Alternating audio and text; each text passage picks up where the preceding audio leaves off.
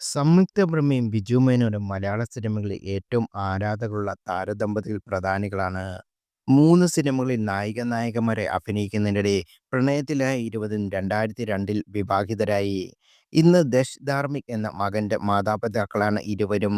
കുറച്ചു കാലം മുമ്പ് ഒരു വലിയ ഇടവേളയ്ക്ക് ശേഷം മാധ്യമങ്ങൾക്ക് മുന്നിലെത്തിയ സംയുക്ത തന്റെ കരിയറിനെക്കുറിച്ചും ജീവിതത്തെക്കുറിച്ചും മനസ്സ് തുറന്നിരുന്നു. അന്ന് നടൻ സുരേഷ് ഗോപിയെക്കുറിച്ചും താരം സംസാരിച്ചു. തന്നോടൊപ്പം തെങ്കാശിപ്പട്ടണം, മേഘസന്ദേശം തുടങ്ങിയ സിനിമകളിൽ അഭിനയിച്ച സൂപ്പർ താരത്തെ ഒരു മൂത്ത സഹോദരന്റെ സ്ഥാനത്താണ് താനും ഭർത്താവ് ബിജു മേനോനും കാണുന്നത് എന്ന് സംയുക്ത വർമ്മ പറഞ്ഞു. സുരേഷ് ഗോപിയെ കാണുമ്പോൾ ഇതുപോലെ ഒരു അച്ഛനോ സഹോദരനോ ഭർത്താവോ ഒക്കെ തനിക്ക് ഉണ്ടാകണമെന്നെങ്കിൽ എന്ന് പല അവസരത്തിൽ ചിന്തിച്ചിട്ടുണ്ടെന്നും ഒരു ചിരിയോടെ ഈ താരം വെളിപ്പെടുത്തി. കുടുംബത്തിലേക്ക് വന്നാൽ തന്റെ ഭാര്യ രാധയ്ക്ക് ഏറ്റവും നല്ല ഭർത്താവാണ് സുരേഷ് ഗോപി എന്നാണ് സംയുക്ത വെളിപ്പെടുത്തുന്നത്.